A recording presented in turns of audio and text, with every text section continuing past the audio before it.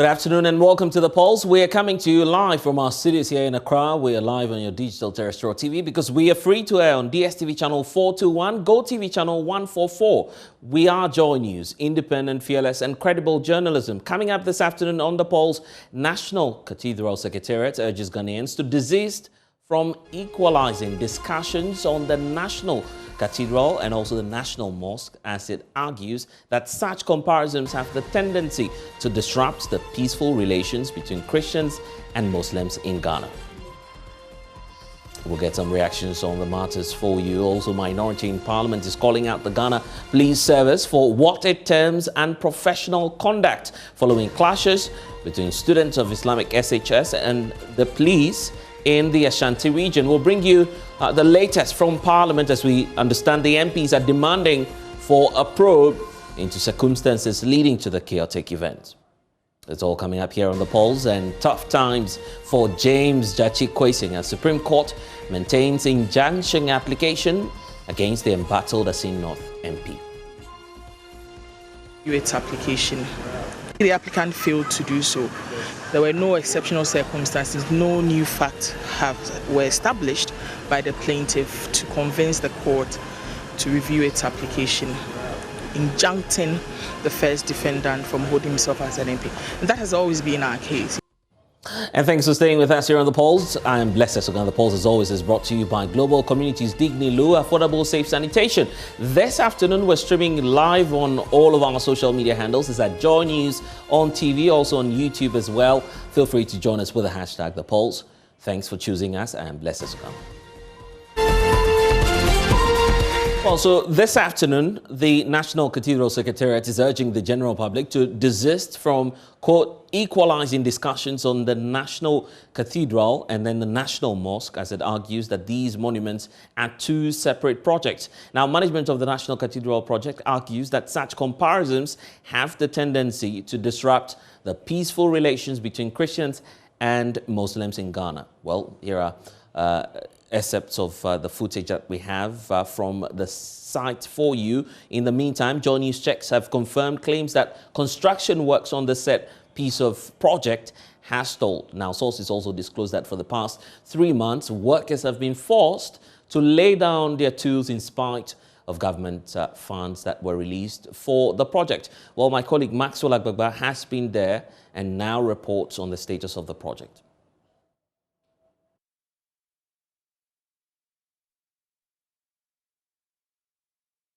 We're just some meters away from the site of the National Cathedral. Earlier, we tried from another entry point where we were denied access and directed here to the safety officer's office. But the 3 security personnel there denied us access to the place. But later, their commander came out and told us that he would have to take us to the authorities here before anyone at all could speak or answer any questions that we have for them.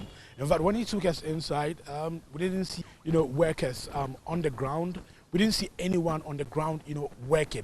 In fact, we asked and we were told that for the past 3 months, no work has been going on here at the site of the National Cathedral. So for the past 3 months, no work has been going on, according to our sources here. And in fact, when we got to the compound, to the project site itself, we saw that for ourselves. I'm not strong member of Parliament Samuel Okujetua Black, who has been on a campaign demanding for transparency and accountability, published some documents sometime last week saying that work here at the project site has stalled for the past 3 months. Indeed, that is what we saw, and in that letter stated that work has stalled since March. That is the situation here. I'm currently here at the Secretariat of the National Cathedral. We've been waiting here for the past 3 hours, waiting to get an interview with the Executive Director of the National Cathedral Project, Dr. Paul Opoku-Mensah. But so far we have been unsuccessful. He's been in a series of meetings. Earlier, a member of the Board of Trustees, Dr. Joyce Ayi, was in a meeting with him. She came out, but she wouldn't speak to us. We were unsuccessful getting an interview, trying to get an interview with her. She wouldn't speak to the region controversy and all the talk surrounding the National Cathedral. As we speak to you now, we're told that the executive director is in a meeting with one of the consultants of the project, and it appears would have to wait a bit longer, or maybe perhaps come at another day. Reporting for JoyNews, Maxwell Ababa. Well, so that's the latest on the project by JoyNews' latest investigations. Well, we understand that there's a lot going on. Meanwhile, the executive director of the National Cathedral project has actually apologized for saying the state facilitated the construction of the National Mosque. For those of you who do not know about him, Dr. Paul Opoku-Mensah, who is the executive director there, says he regrets with pains, his comments might have actually caused some troubles in the Muslim community. But let's bring you excerpts of that statement, particularly coming through from his outfit, the Secretariat, indicating, first of all, that I write in response to the June 13, 2022 letter from the Coalition of Muslims Ghana, that's COMOG, and my telephone conversation with COMOG President Hajj Abdul Rahman earlier today on the issue. Now, as I explained to Mr. Manan, at no point in my GBC talking point discussions on Sunday, June 12, 2022, did I indicate that the government of Ghana spent state resources in the construction of the National Mosque, as Hajj Abdul Rahman graciously explained. What I had been informed about was facilitation, but not state resources, and did not actually happen. So that's the account from the National Cathedral Chief Executive. Now, he continues to indicate that I retract and apologize for the comments, in my response, and deeply regret the pain it might have caused the COMOG and the Muslim Ummah in Ghana. Now, in making this retraction and apology, I want to highlight what I said in the interview and repeated in my telephone conversation with Hajj Abdul Rahman. Now, we should not equalize the discussions on the National Cathedral and National Mosque as they are separate projects. We should be very careful as a nation not to disrupt the unique, peaceful relations that exist between Muslims and Christians. Now, the Chief Imam, His Eminence Sheikh Dr. Usman Nuhu Shaributu, through, among others, his inspiring personal support for the National Cathedral project, continues to show us the way. And then we know that there's more contained in the statement as well. Issues relating to the fact that the National Mosque and the National Cathedral project provide a historic opportunity for these two Abrahamic faiths, which is Islam and then Christianity, whose adherents constitute almost 90% of Ghana's population, to have the national platforms for which to work together in support of the nation's peace, cohesion, and transformation. So the statement goes on to talk about the fact that I pray we use this incident as part of the processes to discuss how to make this happen. So these are the excerpts that we're getting from the Chief Executive of the National Cathedral project. So what's the response of COMOG to this? Fortunately, the man being talked about in that statement is here with us, Hajj Abdul Rahman. He is joining us to, of course, clear the air on a lot of matters that are coming up. It's good to see you, Abdul. Thank you very much. So let's first of all start off on the premise on which COMOG issued your first statement. You were displeased about the fact that the CEO pointed out that state funds or resources, those were his words, were used to help the construction of the National Mosque. He says, well, I've been informed on that, briefed on that. It's a matter of facilitation. So I guess it's just the issue about the choice of words, isn't it? Now he's apologizing. Does that sit well with you? Thank you very much, my brother, for the opportunity. For us, we welcome the retraction and the apology. We just want the Ghanaian public to understand that the Muslim Ummah or the Muslim community is all out for peace, and we have been living with our brethren, the Christian community, all these years. And we don't want anything that would jeopardize that peaceful coexistence. We have performed various activities using common platforms, including the recent Proper Human Sexual Rights and Family Value Platform, etc., etc. So we don't want anything that will jeopardize that cordial relationship that the Muslims and Christians have been enjoying all this while. Our worry is that some individuals are trying very hard to sow that seed of discord between the Muslim Ummah and the Christian community. And that is what we just want the public to understand, that such individuals should be advised to desist. When you say individuals, yes. Are you referring to the CEO, for instance? Because he wasn't the first person to make such a statement. And that is why we swiftly, responded to his comments. Why was it important for you as a Muslim group to state what you deem to be the facts on the National Mosque project? Well, if I get your question right, for us, we think that it is misleading in the first place. Such comments are misleading because the fact is that the state itself has not even been fair to Muslim community. Okay? We have our own mosque at a very strategic position in the capital city. And the state pulled down the structure. As if that was not enough, the state decided to offer us more like a refuse dump. It was a baller, quote and quote. That was the land, the kind of land the state offered the Muslim community. But because we want to ensure that we continue to live peacefully, Muslims never complain. Number two, the structure that was pulled down by the state was not replaced. Number three, when we decided to develop the site, we had some individuals and organizations like Human Development Association International of Turkey, which came to our aid and decided to mobilize resources from their country. In fact, note that it is not the Republic of Turkey that supported us, but rather an NGO of Turkey. And this organization supported us throughout. Trust me, there has not been occasion that the state facilitated, quote and unquote, I'm using his words. Right. He points out to that. Exactly. Yeah. That talks about facilitation. Exactly. Right? Even a letter. Let me tell you something. During James' era, a request was made to the state that we need a tax waiver on the items that were being imported from Turkey for the construction of the mosque. State refused.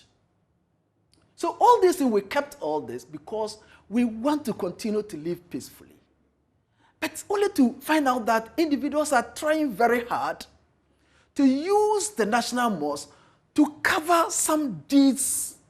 With the National Cathedral? Well, if that's the case, because about a year ago, a leading member, I don't want to mention the name here, of Parliament, also made such misguided comment. And we think that it is becoming too much. Why do you feel that some officials of government, and by extension those who work with the National Cathedral Secretariat, may even be tempted to do the comparisons here, to talk about how government has facilitated the construction of the National Mosque and why it is important for us to have the National Cathedral as well?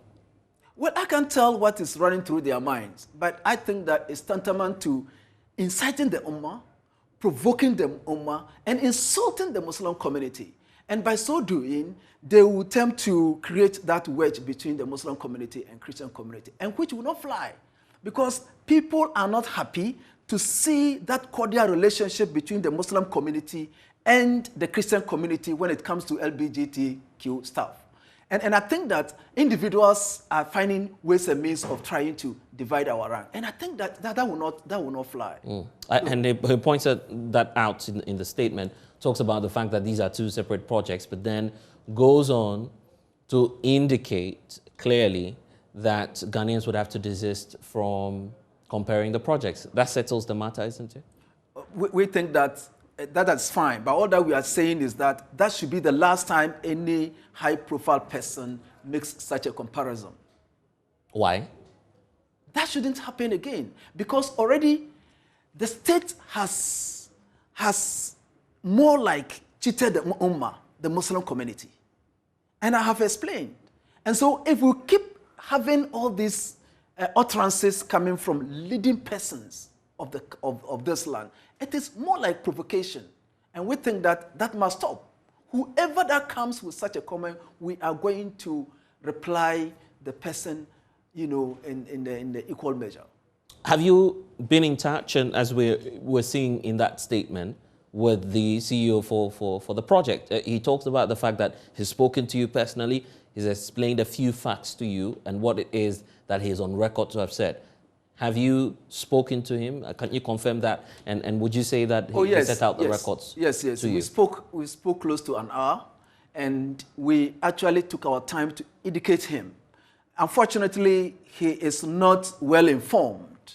And I think that the position in which he is, he should be well informed before coming out to make comments like this. And that is our counseling, and which we did. We had a good conversation with him. And then we told him that, my brother, don't go there, because there was nothing like that, and which we requested and the state refused. Our own structure that the state pulled down, state never replaced that structure, and which he graciously agreed to withdraw and apologize, which we actually accept. For COMOG, what's your interest? Looking at how, I mean, the National Cathedral project has gone so far, the revelations that we're getting, that state funds are being committed to this project. From the start, government said indeed there was going to be a seed fund, but we're now looking at the figures and the sums that are coming out from some of the revelations from MPs and some other stakeholders as well. What's your take largely on these funds that we're seeing being expended on the project? Well, our position has not changed. In fact, on that talking point program, our statement was copiously read. Our position has not changed. Our position is that that project will not serve the interests of the Ghanaian public. It will seek to divide us as a people, and therefore the position still remain. But when it comes to expenditure, etc., I think we leave that one to the Parliament to do it. But we think that our position still remains the same. It's divisive? It's very divisive. What's divisive about a National Cathedral project? In fact, from the beginning, we said that you cannot use the assets that belong to the good people of the Republic, millions of dollars, and give it to a section of the public. That is uncalled for. So, but we canceled the state, we canceled the government, and they didn't listen to us. And we think that, well, we don't want to push so that it will look as though we haven't anything against our brother. No. It is up to the people who like to use it. Do you have a problem with the quantum involved, or you simply have a problem with government doling out some amount of money to the project? Number one, if you want to put up a structure like this, why should you go and pull down structures that worth millions of dollars? And even the very land that was used, if everybody should come with such demands, can government stand it? No.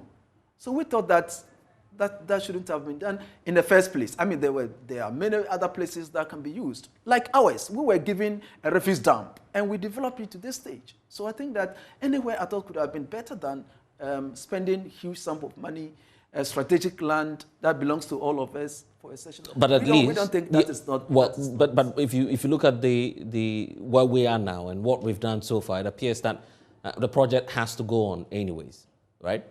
Or you want it stalled? Well, we go back and read our statement. We continue to stand by our point that this will not bring that unity that the project seeks to do. As far as the Ghanaian public is concerned, even talking about the Christian brethren, we must try to do things that will engender unity and cohesion and peaceful coexistence among the Ghanaian public. The figures may not necessarily support you on that. You look at the Christian population, and I don't mean to segregate at this point, but you look at the Christian population, well over 70% here in Ghana. What's not going to be unifying about a monument that brings 70% of the population together? Well, I'm not here to tell the state what to do and not what to do. Our position has already been made very clear that such an asset that belongs to all of us should be carefully used, so that at the end of the day, people shouldn't get up tomorrow and demand. My children one day get up to make a demand from the state, if not from this government, from maybe in the future governments. So we shouldn't do anything that tomorrow people will get up to ask questions. And trust me, people will continue to ask questions. In fact, this is just the beginning. The question people keep raising concerning the National Mosque, but because they have forgotten about the history, they've forgotten about where we came from, and they have forgotten that the government itself has, or the state has, short-changed the Muslim community. And so Muslim community have a demand from rather the state. And so we shouldn't whitewash this. We shouldn't forget that this thing will not come up one day. It will definitely come up. And that's why we are cautioning that what you are doing today, it may not come up today, but one day, it will come up. Is there anything that, for instance, the Christian community now and the Board of Trustees could learn from COMOG and by extension the Muslim community with regard to the National Mosque project? How you were able to secure funding from external sources and some individuals or benevolent groups that supported the project. What should the Christian community be picking up with regard to the National Cathedral project? Well, I think these are highly learned persons. These are highly experienced persons, and they should know better that what you are doing today, one day, your children or the people who come and inherit the same property would have wished that what you did today or what you are doing today wouldn't have happened. And so that is why we are advising people that we should avoid it. You know, for us today, we beat our chest to say that state has shortchanged us and not that state has ever facilitated us. And therefore, we'll keep fighting it. Anyone who comes, will fight him. And tomorrow, if somebody stands up to criticize you about that monument or the National Cathedral, you should be able to have the courage to answer the questions. If it is not you, your offspring should be able to answer questions. And that's what we are trying to tell them that they must avoid. And nobody listening to us. Probably this will be a good time to bring back that statement, the very concluding part, which talks about uniting the Abrahamic faiths. Of course, that has been pointed out in the statement where the CEO is talking about the need for us to equally have the National Cathedral project. By doing so, the belief is you're balancing the equation. You have a national mosque, you also have a national cathedral. That is exactly... And that's unifying That's unifying the state. state. That is the point. That is the point. They just oppose that one so that at the end of the day, someone who is not informed... But why have a problem with that, really? You see, somebody who is not informed might also think that the national mosque was constructed by the state. But it doesn't matter, does it? Well, if you want to either, quote and unquote, equalize it, then of course you should be able to encourage them to put up something on their own. And in that case, you can say that we have separate structures, we have separate institutions that will engender peaceful coexistence among the same people. But don't say so when one side, you use one side, what belongs to all of I mean, us. what's the big deal in this? What's the big deal in this if government scores a political point out of it? It is a big deal. I must tell you that my organization was not politically created. Neither it was political by the creation of a political figure. Therefore, we say our mind. And what we are saying is that what is not today will never be right tomorrow. And so we are just advising that if it's a religious institution that you are building for future, you must be careful of questions that will come up in the future. Are you not being, hypocritical here when you know that definitely the national monument, for the Muslim community, the National Mosque was not done entirely by these NGOs, and that obviously there was some government facilitation at some point to make the project come to life. So if you're making the claim that government has absolutely no business with this, at least they facilitated the processes. Your name. Leather. Okay, my brother, that is the most annoying part.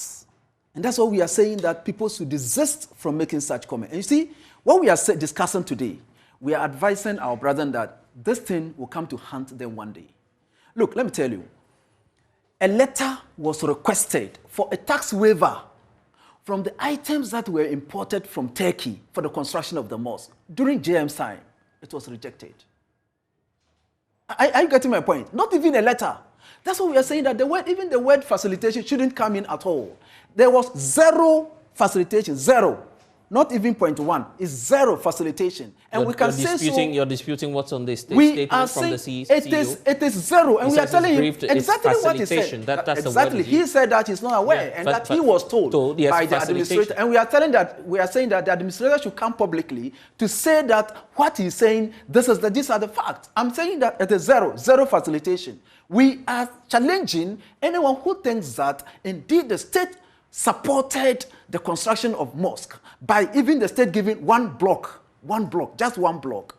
They should come out and challenge us. And we are saying that this is why we are trying to advise that people should avoid this so that one day, people will not get up to ask questions about the construction of the cathedral. The president was there when the facility was commissioned, right? No one, well, it was, we invited them as individuals and they came. And so tomorrow there can be some contribution coming from individuals anyway. And I mean, it's welcome. But what's the big deal? If you look at the Muslim community, the Muslim mission here in Ghana, obviously you are in to support the growth of the country. Yes. And by extension, supporting government. Yeah. So if you go amass your own resources and then put up a national mosque, as you're calling it, what's the big deal if government wants to compare that, use that project to compare, I mean, what's happening in the Christian world as well? Well, that's why you use the word, we are being hypocritical, am I right? But that is unfortunate comment too. But you see, we don't want the government to be hypocritical, okay? You agree that your mission should support government, right? That should be the aim of your religion as well. But we should be very clear where government's support came in. We are saying that government never supported the construction of the... Yes, we can have NGOs doing things to support our constituencies, our MDAs, etc., etc. But what we are saying is that we should not use whether with the word facilitation or whatever. There was nothing like that. It is rather the Muslim Ummah, the Muslim community that have something to demand from the state. That's exactly what I'm talking about. They pulled down our structure. The government didn't construct the structure. It is still on their table. They are supposed to have compensated us. And who has done that so? They have not. Even the land that was taken away from us was a prime land. A prime land today, that's the place we call Rollins Park. They've taken it from us. And they have replaced that land with a refuse dump. Find out the background of that land. And all these things we never commented. Only tomorrow, some persons to get up that government has facilitated it, government has supported it. No government, not NDC, not MPP. Right. No government has. You've spoken to the executive director for the project. Yes, what's the way forward? Is there a meeting to flesh out issues? Oh yes, we've agreed to have meetings. Peace Council has also called whilst I'm entering into the... Oh, wonderful.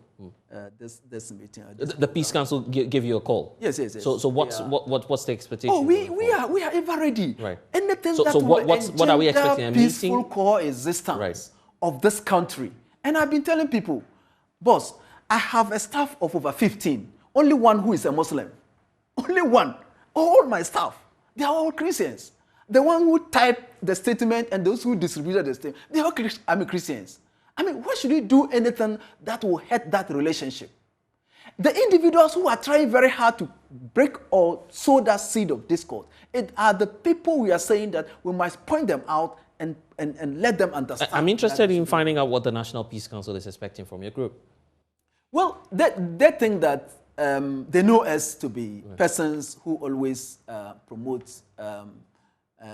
peaceful coexistence among Christian brethren. And they think that the way we are going is the way to go.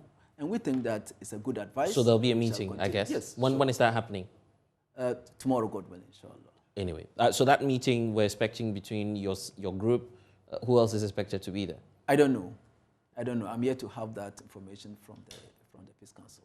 Anyway, Abdel Manam, thank you for joining us. Well, not all Member of Parliament, Samuel Kujatua Blackwell, has been leading the campaign for transparency and has claimed the government was spending public funds without the necessary parliamentary approval on this. Here's excerpts of his interview on the probe last weekend. I have even heard some people try to compare what is going on now with the national mosque. Let's be clear, for the national mosque, it was not a government of Ghana project. Even the Turkish support was not Turkish government. It was a foundation in Turkey, a family that really, very endowed. They build mosques across the globe. So let's not, mix the issues. So people are even going beyond what we in the NDC caucus in Parliament are doing, and even raising fundamental questions. We have not gone that far. We are saying that for now, we are more concerned about our mandate. Can you imagine if one day it is probably some investigative journalists or some CSOs who find out that, look, all of these atrocities have taken place and Parliament just sat aloof. We did not assert our authority. The whole principle of checks and balances. Parliament exists to hold the executive in check, to demand accountability, and to ensure that the Constitution is respected. You checked your responsibility. How will we look? Okay. And what would the Ghanaian people say? So people should not, this is not... So it's not a case that you are just picking and choosing. Yes. You are not picking and choosing which issues to hold government accountable Exactly. We're demanding accountability across board, and we are saying the Constitution should be respected. Well, this afternoon, the minority in Parliament is demanding a parliamentary probe into circumstances that led to clashes between irate students of the Islamic SHS and the police in Kumasi. Minority Chief Whip Muntaka Mubarak raised the issue on the floor, slammed the Ghana Police Service for what he describes as their unprofessional conduct. We'll cross over shortly to our parliamentary correspondent, Kweku Asante, for details. But first, the Ministry of Education is promising to crack the whip on, as it also launches investigations into the chaos that happened on campus. Well, correspondent Ohim Interior has more in this report. Hundreds of parents besieged the school premises in an attempt to see their walls following news of the police-student clash. But they were left disappointed as police denied them access.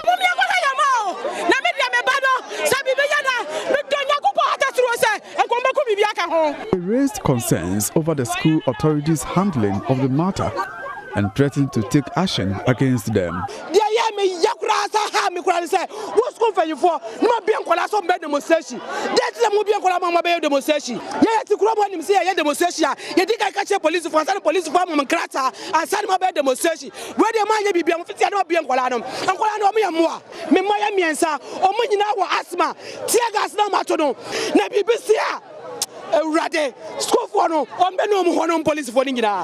The Inspector General of Police, George Akufu-Dampare, who visited the school and some affected students in hospitals, promised to look into the conduct of police officers detailed to maintain law and order in the school. We want justice! We want justice! It comes as police fired warning shots and tear gas into the protesting students who blocked the Abreport Junction Barakesi Road in protest of knockdown of students and teachers. I also want to assure you that whatever happened in terms of the policing aspect of it, we are going to look into it and take all actions that need to be taken to ensure that at the end of the day, the right thing is done, professionalism is deepened in a manner that will not create a situation that will put the life of anybody at risk. Because as police, we are here to protect life and property, and if we cannot do that, then we might have failed in our duties, in our mandate, and it is something that we don't want to do. So rest assured, we are with you, you are our children, and we'll see to it that you are comforted. We are here to check on you to make sure that you are all right. Reverend Intim Fojo, who led a delegation from the Education Ministry to visit students on admission at the Central Government Hospital, says the incident at the Islamic Senior High School would be investigated. Every incident that occurs in every institution under the Ministry of Education and GS, however minor it is, deserves attention, deserves looking into. Perhaps if there are some lessons going forward. And so on those premise, we are interested to know and to ascertain the facts beyond what we have seen, what happened if there are some underlying matters that need to be addressed, so that we don't just gloss over the incident here. If we're able to deeply and in detail address the matter, it will help ensure that this doesn't recur here and doesn't also show up on other campuses. Meanwhile, calm has been restored as agitated parents leave the school. It is, however, not clear when normal academic work will resume. From Kumasi, for JoyNews, Parliamentary reporting. Well, JoyNews has secured exclusive details of how police officers allegedly forced themselves onto the campus of Islamic SHS on Monday morning while dispersing student demonstrators. Well, here's the head of the Ghana Muslim Mission with a blow-by-blow account of that incident. Them to their dome. Some of them they beat them. Eyewitness. They show what they say. Some of the live bullets were picked from there. Some of the lives were picked. Can you imagine? This is highly, I don't want to use the word. People who are not, holding harm. We will chase them to dormitories, we give them to, chasing them. Some of them teachers who want to intervene and so forth. Some of them you even arrested them and send them to police. Can you imagine? You are even arrest the teachers when they want to intervene to beg you that these are students. Instead of that, you even become annoying. No one want pick firearm, and because of that, you even become annoying. And you have to force him and for him to throw it out. Can you imagine? And arrested them. It's highly unprofessional. They chase them to their dome. Some of them they beat them. Eyewitness. They show what they say. Some of the lives were picked from there. Some of the lives were picked. Can you imagine? This is highly, I don't want to use the word. People who are not, holding harm. We will chase them to dormitories, we give them to, chasing them. Some of them teachers who want to intervene and so forth. Some of them you even arrested them and send them to police. Can you imagine? You are even arrest the teachers when they want to intervene to beg you that these are students. Instead of that, you even become annoying. No one want pick firearm, and because of that, you even become annoying. And you have to force him and for him to throw it out. Can you imagine? And arrested them. It's highly unprofessional. Well, so that's the accounts we have, but we understand that Speaker Alban Bagbin has declined to order a parliamentary probe into the disturbances that occurred at the Islamic Senior High School. Now, parliamentary correspondent Kweku Asante has more in this report. Minority Chief Whip Muntaka Mubarak could not wait to vent his spleen on the conduct of the police at the Islamic Senior High School in Kumasi. Even though I know where to do questions, but as we agreed, I'm to do it now. So, Speaker, it has to do... Honourable Member, please, since we have not reached that time yet. Parliament had to vary its order paper to accommodate the statement from the Minority Chief Whip, who minced no words in condemning the conduct of the police.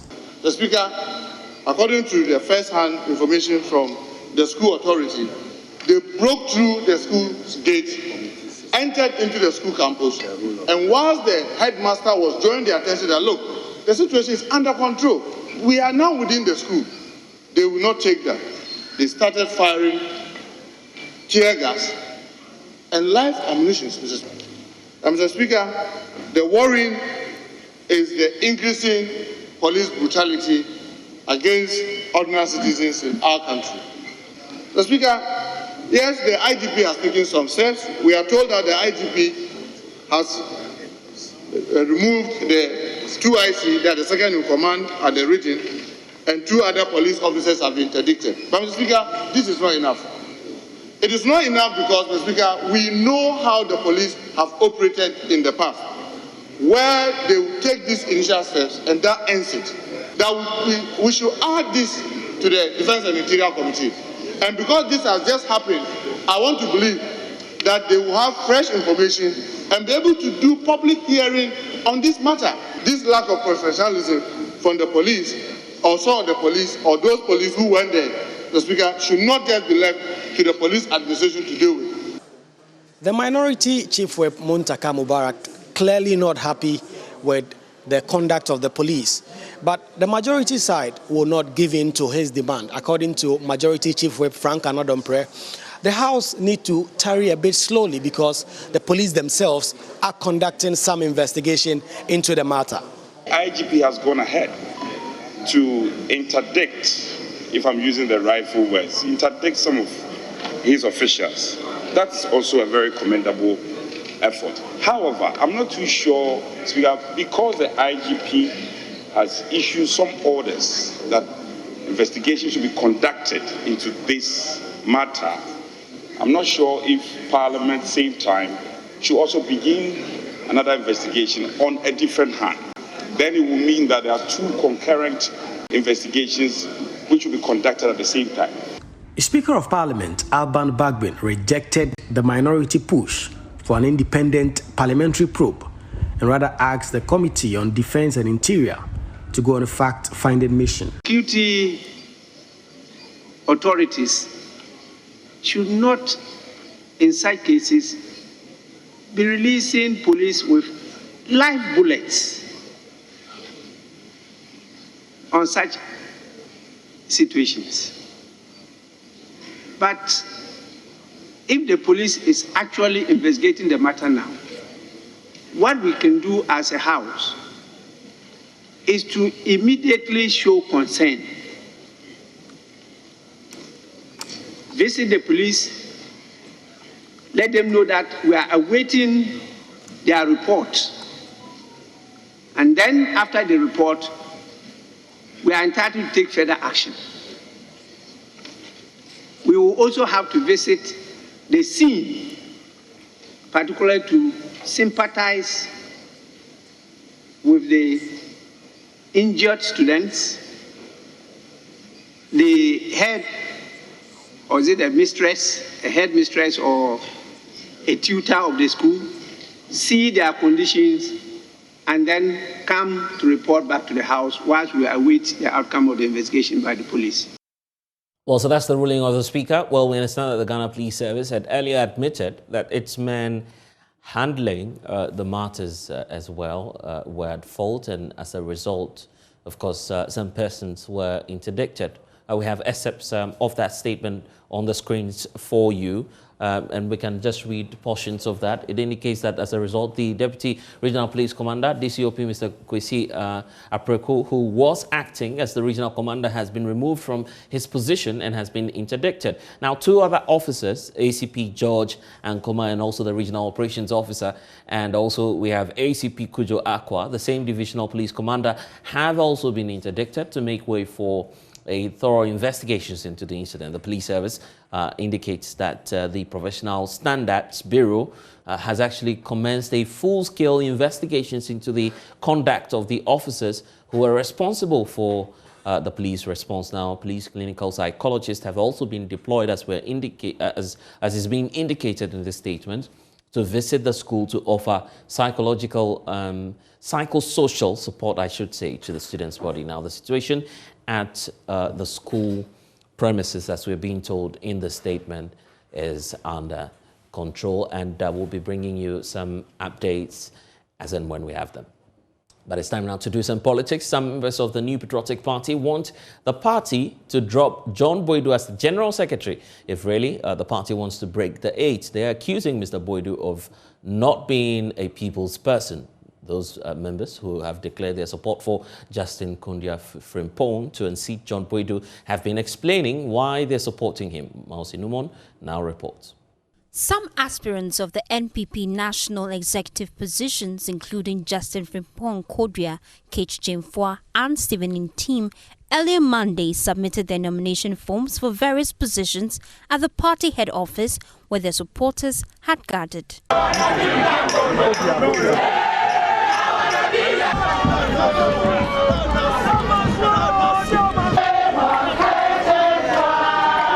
One position that will be keenly contested is the General Secretary position. Many believe the incumbent John Boydu will be given a run for his money by other contenders like Justin Frimpong Kodria. Some supporters of Mr. Frimpong Kodria told JoyNews he is the only competent one for the General Secretary position. Justice Kodria is for the youth. And you know, the youth need someone who will listen to us. and he's there for the youth. So we all give him our support. We don't even see him at the office for us to tell him our problem.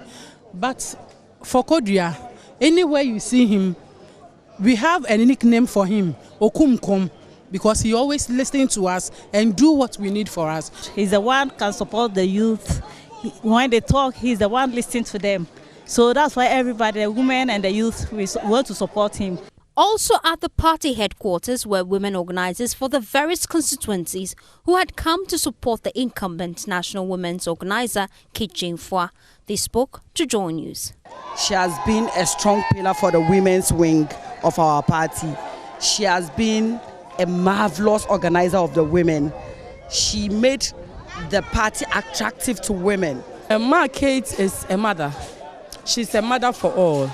And since she became the women organizer, the women's wing has become something new altogether. Women has been given the chance, to also be part of the game. Meanwhile, one of the aspirants for the chairmanship position, Stephen Ntim, reiterated his strategies for breaking the 8. There are a lot of things that I would need to do as national chairman once voted into office. But I'm zeroing on one key aspect of it. That is the ability to rally the party behind and together so that we can prosecute the agenda of breaking the 8 for the new patriotic party in December 2024. We've gone through a series of elections from the grassroots, the very grassroots, polling station elections, electoral area coordinators elections, constituency elections, regional elections, and then we are now warming up for the ultimate, which is the national elections, the election of all national officers of the party. However, submission of forms is expected to end on Wednesday, June 15, 2022. Marcy Newman's report for JoyNews.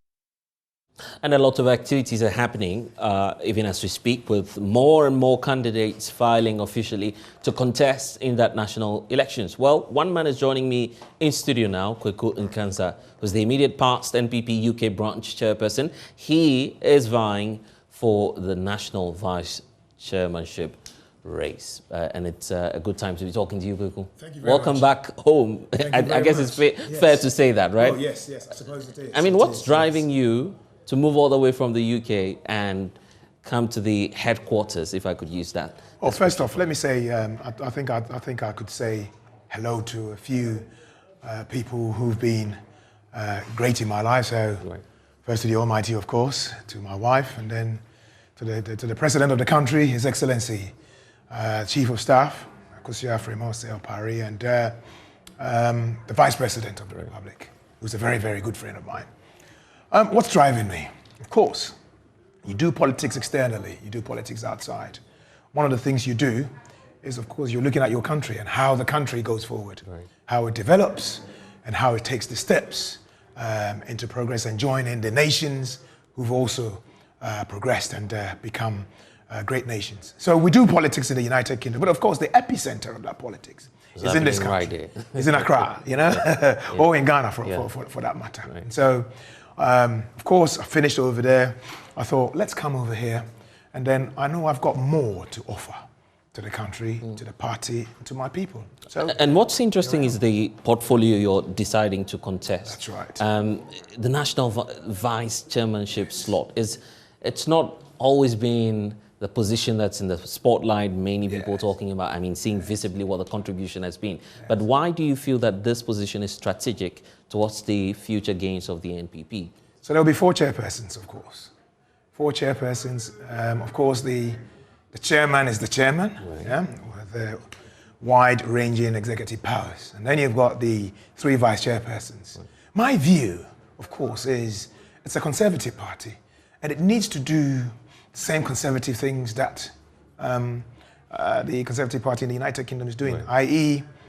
assigning roles to the vice chairpersons to do. So when you look in our constitution, at the moment, the national vice chairman do not have particular roles.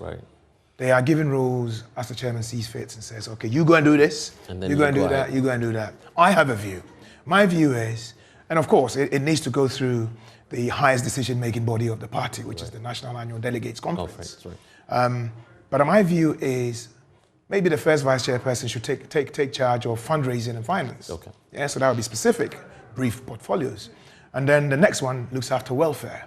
Even though we've got a welfare committee, a sponsor from the chairmanship area would be a very great idea. And then the third one looks after members and retention. At the moment, I don't think we know all our members, the MPP membership. Of course, we know who voted for us, but we don't know who our membership are. So it is very strategic. I've put it in the spotlight.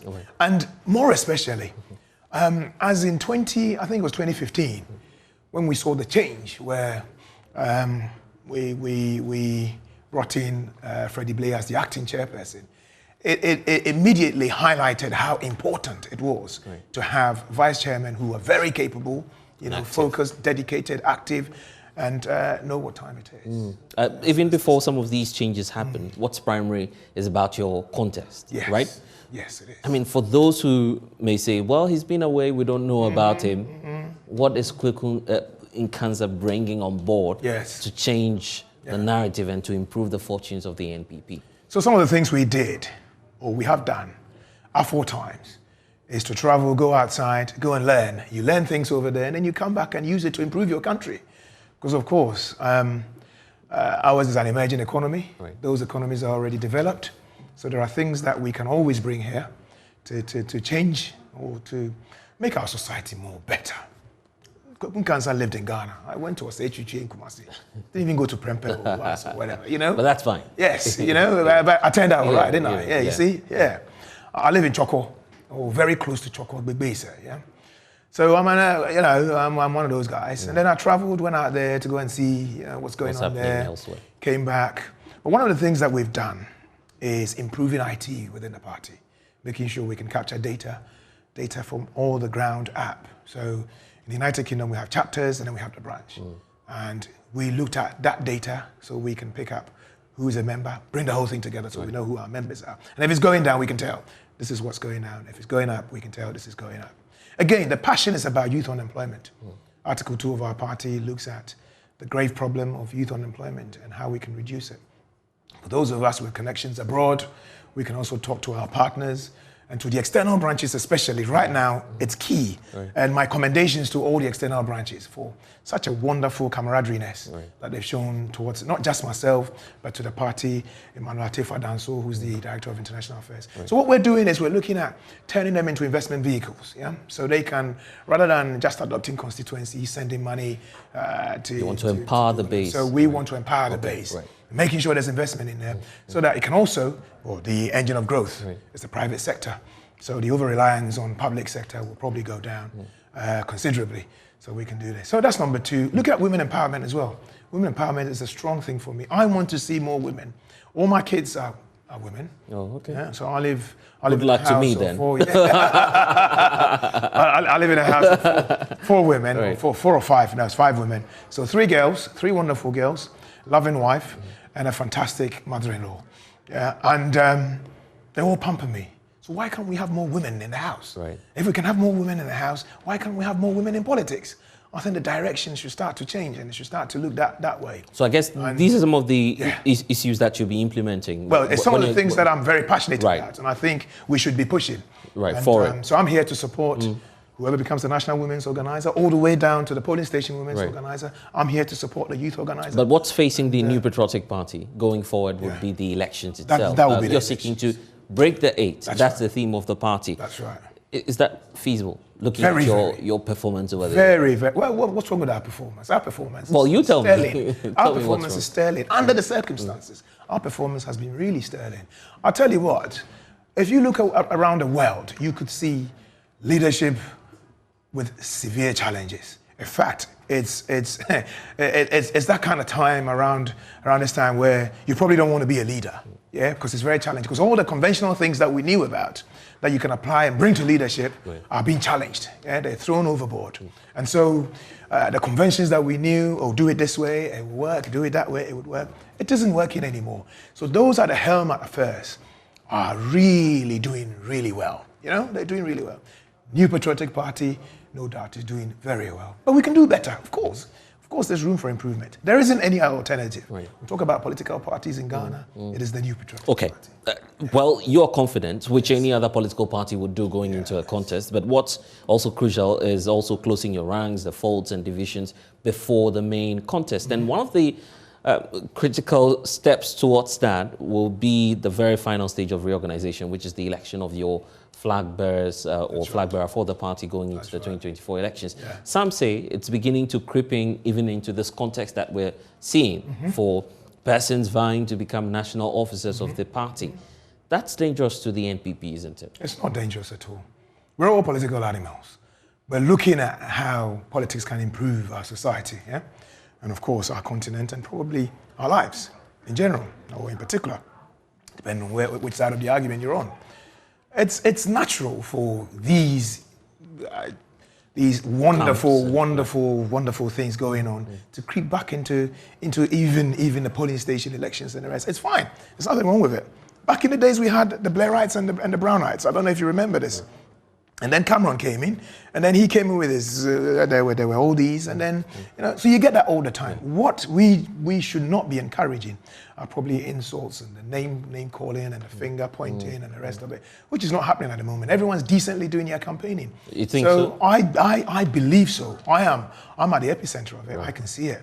Of course you get followers every now and then, they come out and then youthful exuberance, they might say things, call people names, but everyone has their choices. And at the end of the day, it's only one person that will become the flag bearer, followed by a running mate. And then eventually, I know we're breaking the 8, so that person will become the president on January 7th, 2025. Are you aligned yourself? I am not aligned. I am a national, I'm an aspiring national officer. I'm an aspiring That's all of you, I mean, what all of you have been telling us. I'm not aligned. But well, I'm not aligned. The fact is, it appears almost every candidate is aligned, isn't it? Well, it doesn't appear so. I don't know, but I don't know about the others. But personally, Derek Kwakunkansa, I'm not aligned. I am looking at it this way: each one of us is possible to become a flag bearer, and if they eventually become the president, for me, the good thing will be giving everyone the chance, the opportunity to appear before people, and for me as well, I'm looking for someone who's hungry, because power belongs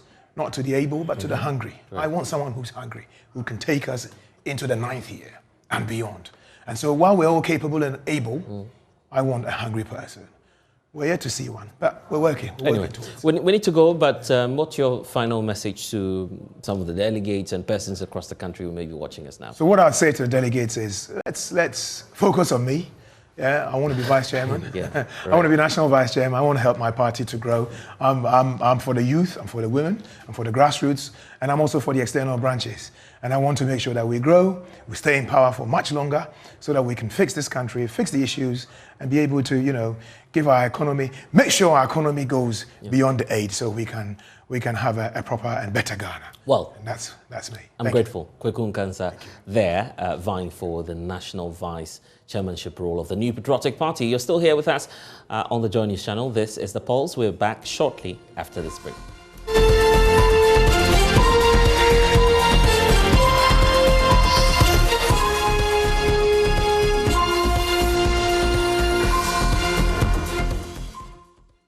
And you're welcome back. Now, it's been 2 months since the Supreme Court stopped James Gyakye Quayson from holding himself as Member of Parliament for Assin North. Now, despite the court assuring of an expeditious hearing of the substantive matter, the case remains outstanding, together with another filed by the MP. Now, the court today dismissed a request that it sets aside the injunction, but adjourned the case for another month due to the panel member, one of the panel members, losing her father. Now, Joseph Akable has been in court and now reports on the rest of the story. Cases involving the MP that were slated for hearing on Tuesday. One was asking the Supreme Court to set aside its April 13 decision that stopped James Gyakye Quayson from performing parliamentary duties. The other is a substantive matter asking the court to interpret the Constitution to conclude that Mr. Quayson was not eligible to contest the polls at the time he filed his nomination forms. The third had wanted the court to set aside a Court of Appeal decision that dismissed a case filed by the legislator. Lawyers for the MP, led by Chachuchi Kata on Tuesday, urged the Supreme Court to lift the injunction against the MP since it has occasioned a miscarriage of justice. Deputy Attorney General Diana Sunaba Dapa disagreed. The court upheld her position. The applicant failed to do so. There were no exceptional circumstances, no new facts were established by the plaintiff to convince the court to review its application, injuncting the first defendant from holding himself as an MP. And that has always been our case, that on the issue of the decision restraining the first defendant from holding himself out as an MP, the first defendant, through his lawyers, had failed to clearly surmount the conditions for the grant of view. So we are very happy with it.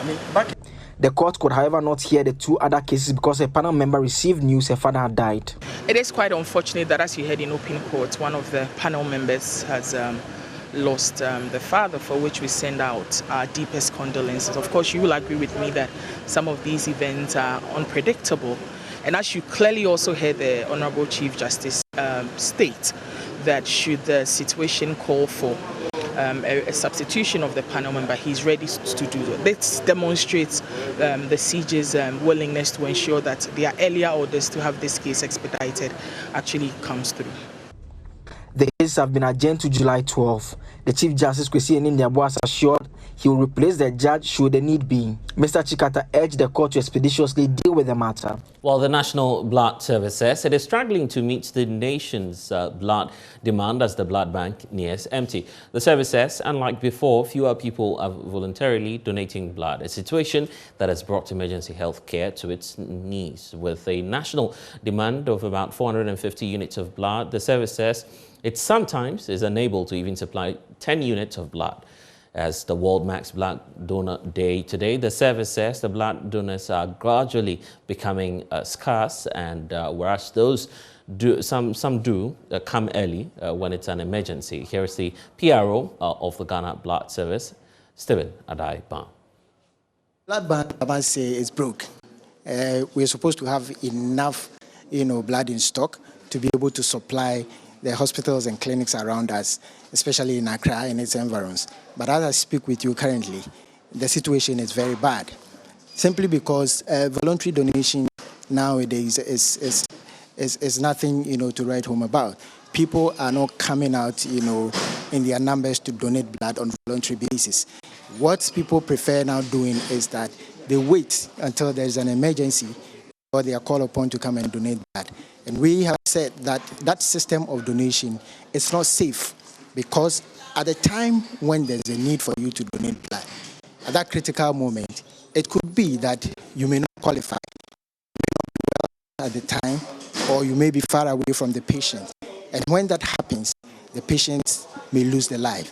And so we don't want that to happen. And so we want to call upon people to come out in their numbers and then do the voluntary blood donation, making sure that the blood is always waiting for the patient and not the patient waiting for the blood. In terms of volumes, how much are we doing? How much do we have? To say that we are broke, what is our current standing in terms of quantity that we have? The point is that we're supposed to supply about 450 units of blood to hospitals and clinics around us every day. And the point or the fact that we are not able to do so means that there is a challenge. And so we want to say that, look, there is the need for constant blood donation. Now, people come or hospitals come with a request of, let's say, about 10 units of blood. We are unable to supply that. Why? Because the blood is not available.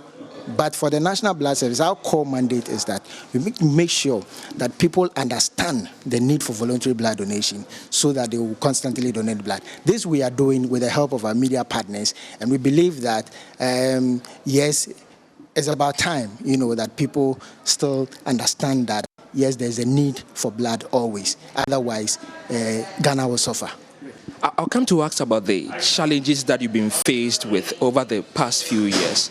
But some people have been saying certain things about in terms of donating blood. People have said that they have to pay when they donate blood to you, and on some reasons they've given us the blood has to be screened. Something I want to believe that we've also heard. Do you want to clarify for that for us? Let me clear this fact that nowhere or no one is asked to pay for blood donation. When you are supposed to donate blood, you are not supposed to pay any money. But instead, what is done is that a doctor first has to request that you need blood transfusion. And when that is done, the doctor will give you that prescription form together with your blood sample. Then you take the blood sample to the blood bank where the blood will be screened, what we call the cross-matching. So when that is done, you are required to pay something for that. Because it's like you going to the lab or somewhere, for your own blood check and all that. We need to make sure that the blood that you are going to be given, it matches with your blood group, and that you have to pay. Then after that, when the blood is ready for you to be transfused, you also pay for a processing fee. That doesn't mean that you are buying the blood. You pay for the processing fee, making sure that it's a little fee that we take to make sure that we sustain the blood service, and also to make sure that the blood that we are giving you, it's wholesome. That's all. So now let's talk about the challenges for which you've seen decreased volumes of blood at your bank. What have been some of the challenges that have prevented people from coming and again encouraging more people also joining the people who want to donate to the bank? Well, we understand that the process may not be as smooth as people would want it. The fact is that people complain about the fact that when they donate blood and they are in need of blood, they find it very difficult to access the blood. Yes, we admit that challenge, but the point also is that the voluntary blood donation is not coming. And people should also understand that blood has an expiry date. So, for example, if you donated blood maybe 2 months ago, 3 months ago, the blood is not sitting there waiting for you. When the blood comes, it goes. And so we want people to understand the fact that because of the expiring dates of the blood and also the constant need of blood, the blood is not enough for people, because an accident patient or even a person going for a surgery can take as much as maybe 5 to 10 units of blood a day. Do you understand? And so when this is done, it puts so much pressure on the service. So the best way, or the only thing we can do as a people, is to constantly donate.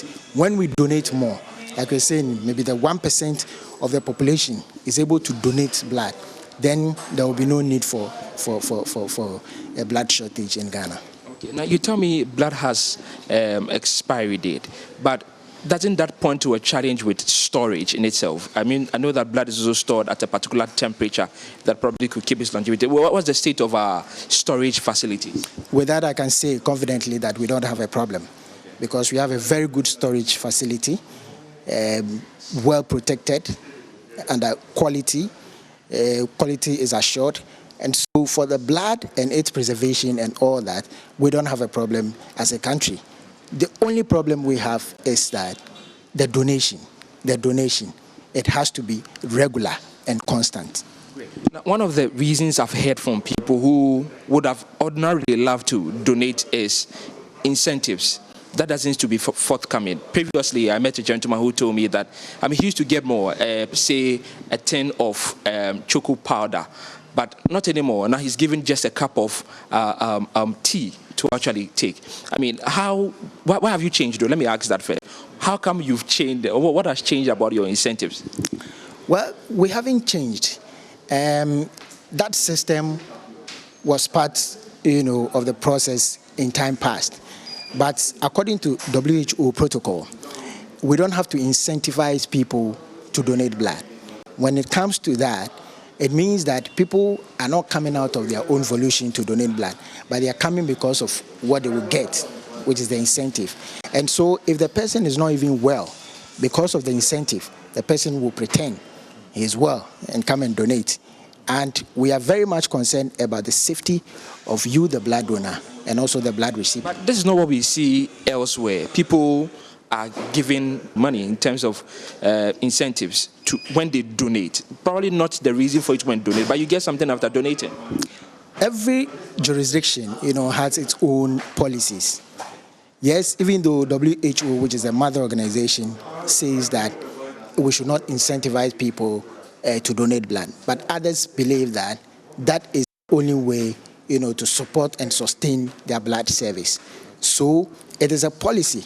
If the country decides that let's go this way, pay people to donate blood, it is there. So we call them commercial donors. Commercial donors means that you donate and then we pay you and you go away. But let's ask ourselves as a country, is that sustainable? How much can you pay for the blood? And when that is done, mind you, the person donating is charging you. So how much cost would you put on the processing after everything is done for the patients who need the blood? That is going to be very, very expensive. And so we don't want to encourage that system. But if that is what the country needs, I mean, it's a... So what are the benefits of donating? Say I donate, what do I stand to benefit? For you as a donor, one, you benefit from a health check. Health check means that the processes that you go through before you donate. First, we need to check whether you are well. We need to check your blood pressure. We need to check your blood level. We need also to check your weight. All those things are very expensive when you go out of your own way to do those checks. So these are the mini health checks that you get as a benefit, as a donor. And then also the satisfaction that you get, that your blood is going to save a life. That one is also a benefit to you as a donor. And also research, has proven that it brings out certain conditions that you might not know, from your personal point of view. For example, we do HIV tests, we do hepatitis, we do syphilis and all that. Those things are hidden. Okay, now let's take you to the motorway because there's heavy vehicular build-up on the Accra-Tema motorway as rehabilitation works on the stretch enters the second week. Well, engineers at the Ghana Highways Authority have assured that maintenance works will be completed by the end of this week. Well, my colleague Samuel Kojobre has been engaging some frustrated motorists. In fact, we'll bring that to you shortly, but it's a good time now to hear from Samuel himself, who's on that stretch and joins us live now. Samuel, what's the latest? The junction where those coming in from Tema towards Accra and those coming from Accra towards Tema intersect. It's just a few meters away from the Nutrifort company. The bridge which is being worked on is on the river Alakla, that's what I've been told. And let's correct this. The highways is not working on a number of bridges. They're only working on one bridge. And even that, according to the highway engineer who's supervising this work, they are working on the Accra-bound side of the bridge. It's not the entire bridge. And they expect to cast this in the next 72 hours and open it to traffic. So they are looking somewhere around the weekend or next week Monday to open this bridge to traffic. That's what it is. So if you are seeing where I am, those coming in from the Tema end would join those coming in from Accra for them to use the single the Accra, the Tema bound lane, and then you join here before you can move on around the Nutriford area. So that's how it is. But we have had the opportunity of going through other routes. So if you're watching and you want to save yourself from joining this whole, traffic, if you're in Tema, you can drive through Ashaiman and then bypass the Ashaiman underpass and go beyond or go past the axle load and join the motorway.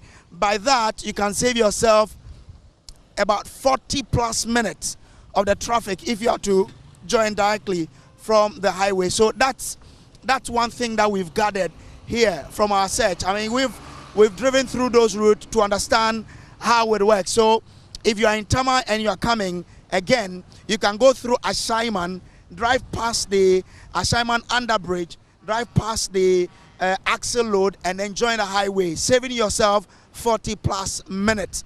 That's what it is. Now, we are seeing, and I can count, about 60 policemen on the highway. I have ridden at the back of a motorbike to go throughout the stretch, and I've seen a huge presence of policemen here. I've tried to find out from them why that, and they tell me if they were not here, traffic could not have been that easy. Yesterday, mind you, people were spending close to 5 hours in traffic, but today it's been reduced to between 1 hour 30 minutes for people who are traveling from Tema to Accra. For those who are coming from Accra, you might spend like 40 minutes to 1 hour in traffic. It's because the police are using their visibility to ensure that traffic flows. That is what it is here. So if you just join us, the traffic is still on. If you are going to use the motorway, be mindful that you will still be in traffic. But if you are coming from Tema to Accra, you can choose that Simon Town, bypass the Simon underpass, and then you can save yourself some minutes. But if you are coming from Accra, maybe you just have to endure it. But it's moving a little faster than yesterday. So that is where we are, you know, in terms of how the traffic situation is here. It's moving and it's improving. It has improved from what the situation was yesterday. We've just spoken to the highway engineer, and he tells us that they are doing all they can to ensure that this work is completed on time and on schedule. But we've been speaking to some people who have been telling us how you know, they have been enduring this traffic, and some even propose that if it can, the work must be done in the night to save commuters who ply this road. Because the traffic here is too much. It's too much. Since 4 o'clock, 4 a.m. at dawn, there is traffic as at this time. It's inconveniencing Ghanaians. So we beg our leaders, they should do this thing at night so that we can have peace of mind. You are, you know, consuming more time, more fuel here. It's not the best. It's not the best at all. An hour plus. You know, I'm also going to, I'm a public servant, I'm going to work, I have a meeting somewhere to attend. And I've been in this traffic for an hour, more than an hour now. Yes, and it's very bad and very irritating. But there's something that you are going to endure for the next few days. It's not, this thing is not going to be like something for a few days. What we are seeing currently, if you look at it, it's going to take years. You know, when you have things that are not being planned well in the country, these are some of the things that you see. Okay. Look at what is happening. It starts all the way from the toll booth. You'll be in traffic from all the way from the toll booth to this side. And we're still moving, not even to get to a shaman overhead or anything.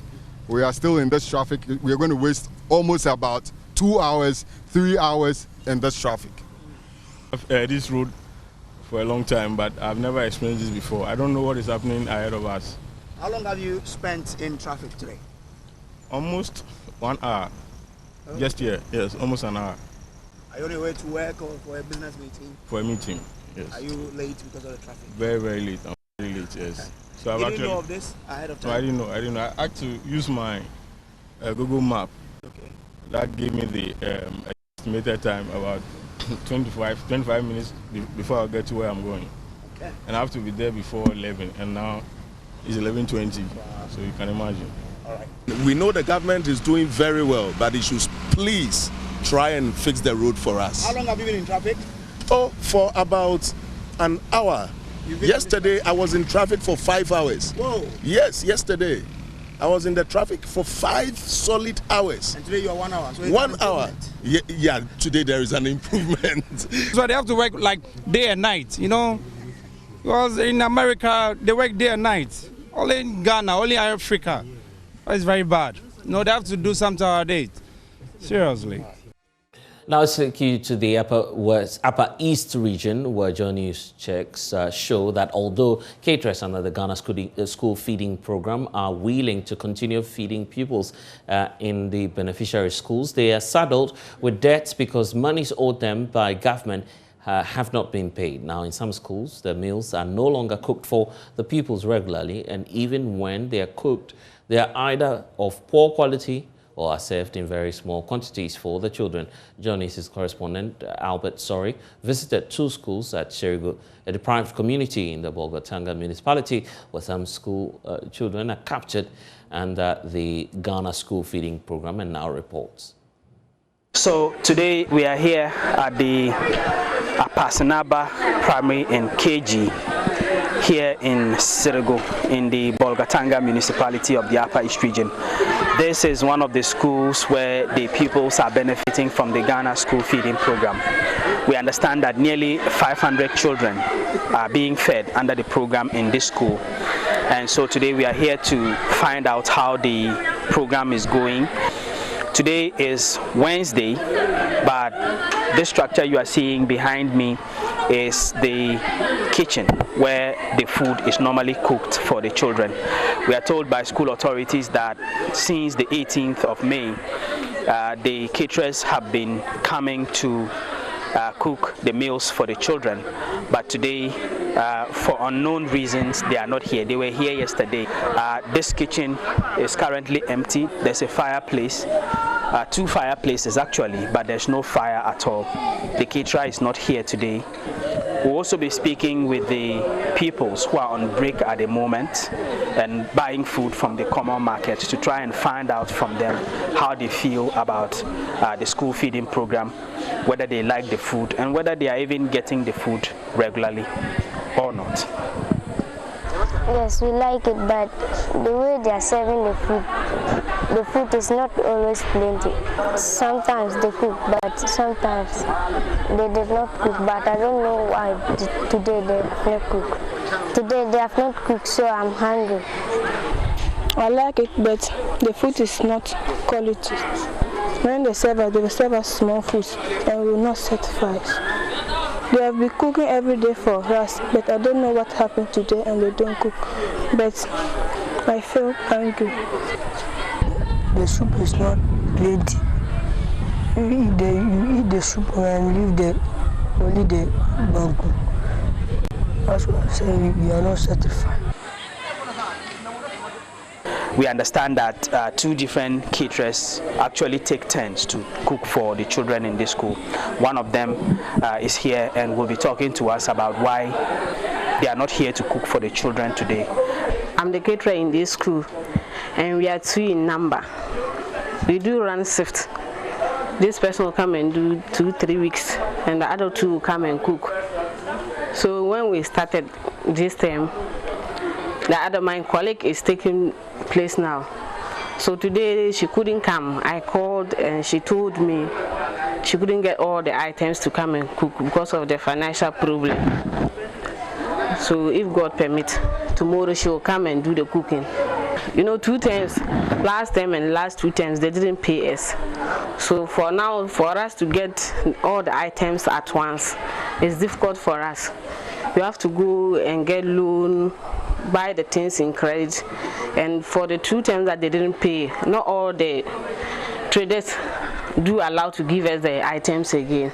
So we are now finding it difficult to do the cooking all the time. For the money, they do pay us 1 cedi. Each child should be taking 1 cedi. And nowadays the things are costly. For you to get things and buy, when we started a gallon of oil, we were buying it 180 to 190. Now it's almost 500. So now if you have to use 1 cedi for food for each child, how much will the food be? It will not be anything. So we are just making cost 90 job for us. And so if they are able to increase the payment there, it will help us. Now here at the Azalonge Primary School, still in Sogah, under the Bolgatanga municipality, the pupils here are a bit luckier than their counterparts at the Apasinaba Primary School, because today they have had their lunch from the school feeding caterer. The challenge is that the quantity is very small. Sometimes the senior classes have to forfeit their lunch so that their younger ones in the junior classes will be fed. Today we even saw that one of the pupils, used the lid of his bowl to collect his food because the rice and stew which was being served today was just little, and when it got to his turn to get his food, there was just very little left. So there was no point in using his bowl to collect the food. He chose to use his lid. We can listen to some of the children. We don't like it because sometimes when they cook the food, there is not enough for us. So the food will not get to primary 6, so we don't like the food. sometimes even there is more things inside the fufu, so we don't like it. Wafers in the beans. Sometimes when they always cook the banku, we don't like the banku. If you are eating the banku, you run diarrhea. So we don't like how they are cooking the food. They should change how they always cook the food. Across the region, the challenges are mainly due to the fact that the caterers are not being paid their monies, and in some cases, even when they are paid, the amount is very little. And so, as far as the school feeding program is concerned in the Upper East region, there's a lot that government needs to do in terms of improving the quality and even the quantity of the meals for the pupils in these schools. From Sogah in the Bolgatanga municipality of the Upper East region, my name is Albert Sori, reporting for JoyNews. And that's all we have for you in this package of the polls. I am blessed, Sogah. Don't forget to log on to myjoyonline.com. We have updates on all of our stories there for you. Next is Let's Talk Showbiz after the break.